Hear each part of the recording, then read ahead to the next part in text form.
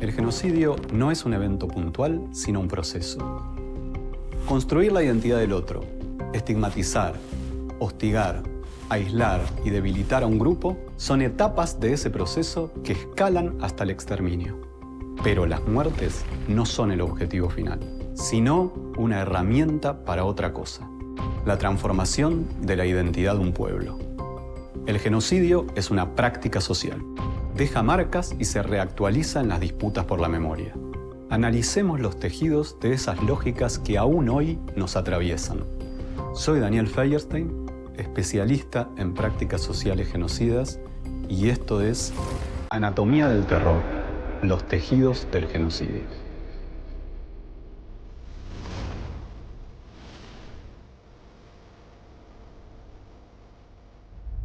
El aislamiento constituye un punto de clivaje.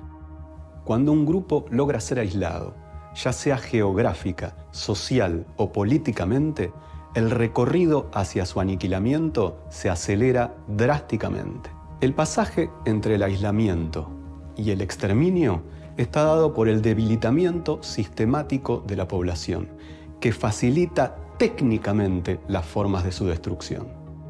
El debilitamiento tiene tres formas articuladas: debilitamiento físico, debilitamiento psíquico y selección interna. El debilitamiento físico implica la destrucción gradual de los propios cuerpos de la población perseguida. Matar a lo largo del tiempo resulta incluso menos costoso que el asesinato directo. Someter a un grupo al hambre o al hacinamiento provocando enfermedades responde a una de las formas clásicas de genocidio que ya contempla la Convención de Naciones Unidas sobre Genocidio, donde se considera genocidio al sometimiento intencional del grupo a condiciones de existencia que hayan de acarrear su destrucción física total o parcial.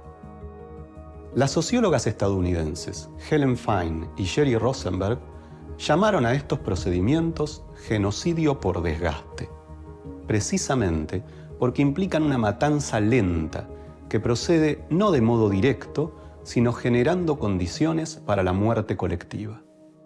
El debilitamiento físico también le quita fuerzas a la población para resistir las formas de matanza directa. No es lo mismo fusilar, reprimir o deportar a personas que se encuentran en una buena situación de salud que hacerlo con personas enfermas, desnutridas, hacinadas. Cuanto más débil es una población, menos condiciones de resistencia podrá implementar y por lo tanto más económico va a resultar su aniquilamiento. Aún más decisivo que el debilitamiento físico es el debilitamiento psíquico, a partir de estrategias orientadas a quebrar la moral del grupo perseguido. Este aspecto es clave para entender por qué, en muchos genocidios, fue tan difícil organizar resistencias. Una estrategia clásica de debilitamiento psíquico fue involucrar a miembros del propio grupo perseguido en el diseño de las políticas de aniquilamiento. Un ejemplo claro fueron los Judenrat, los autogobiernos judíos creados en los guetos por el régimen nazi. Un modelo que fue reiterado en otros genocidios posteriores. La creación de los Judenrat no fue una decisión improvisada, sino que fue establecida para todo el territorio ocupado por Alemania en un decreto del gobierno nazi. No decidían la política nazi, pero debían encargarse de tareas como distribuir la escasa comida disponible, gestionar sin recursos una crisis sanitaria y, lo más grave, armar las listas de personas deportadas a supuestos campos de trabajo que en realidad eran campos de exterminio. Esta práctica profundamente perversa quebraba psicológicamente a la comunidad. Muchos miembros sentían que habían sido entregados por sus propios líderes, incluso muchas veces votados por ellos. En muchos casos, los genocidas negociaban con los líderes de los Judenrat la cantidad de personas a deportar. Podían reducir el número de 50.000 a 40.000 o incluso a 35.000. Pero aún creyendo que habían salvado vidas, los líderes debían lidiar con la decisión de quiénes serían enviados a su muerte. Que esas listas salieran del propio Judenrat generaba un impacto psíquico devastador en toda la comunidad. Algunos dirigentes incluso lo utilizaban con cierta crueldad, como exigiendo dinero, bienes o hasta la prostitución de familiares para excluir a alguien de las listas. Uno de los casos más conocidos fue el de Chaim Runkovsky, líder del gueto de Lodz, que terminó también deportado a un campo de exterminio. Otros líderes intentaban seleccionar a los más vulnerables para la deportación y así salvar a quienes tenían más posibilidades de resistir, como los más jóvenes o los más fuertes.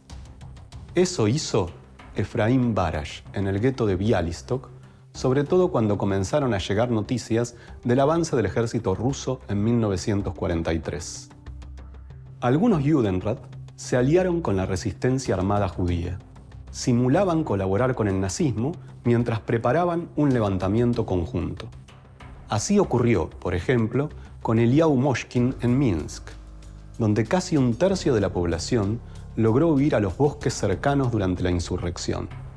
También hubo dirigentes que eligieron el suicidio, como Adam Cherniakov, el primer líder del Consejo Judío del Gueto de Varsovia, la ciudad con mayor población judía de Polonia.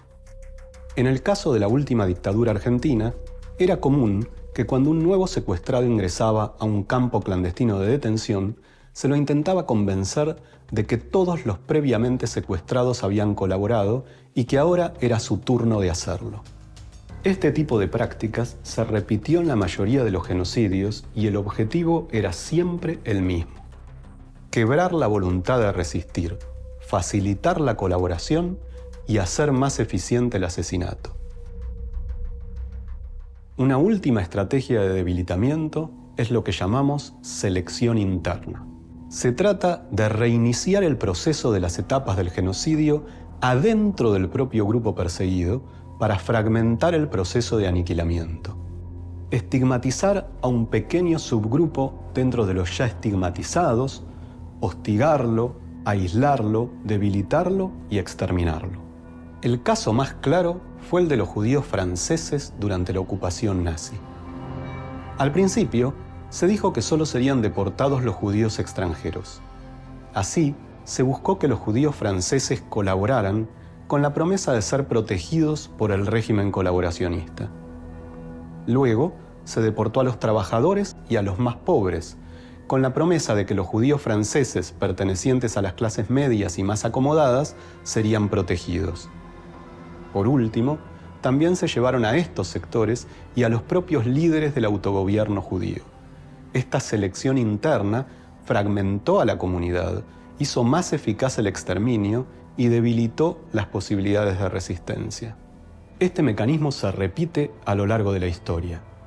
Una vez debilitados los grupos a aniquilar, la etapa del exterminio se vuelve meramente técnica. Se trata de la organización de la matanza. Cómo trasladar grandes contingentes de población, usando el sistema ferroviario por parte del nazismo o las marchas de la muerte en el caso armenio. Cómo implementar el aniquilamiento masivo, evitando insurrecciones o resistencia, fragmentando a las víctimas, ocultando lo que sucedía o difundiendo mentiras sobre campos de trabajo o lugares de rehabilitación.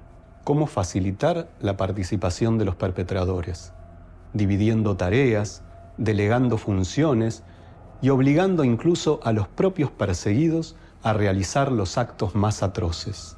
Cómo deshacerse de los restos, desde tumbas cavadas por la propia población antes de ser fusilada, crematorios masivos como los de los campos de exterminio nazi, arrojar cuerpos al río o al mar, como ocurrió en Argentina o en Argelia, o removerlos y distribuirlos enterrados en distintos lugares para dificultar su identificación, como ocurrió en el caso de la ex Yugoslavia. Esto es en general lo que más se ha analizado en los procesos genocidas, pero es lo menos relevante para confrontarlos, ya que solo se trata de la mecánica operativa del exterminio. En un genocidio, la muerte no es el objetivo, sino solo una herramienta. Las prácticas genocidas no terminan con el aniquilamiento. Los efectos sobre la identidad, y los lazos sociales se resuelven en las disputas sobre la memoria. Esto es lo que analizaremos en los próximos episodios.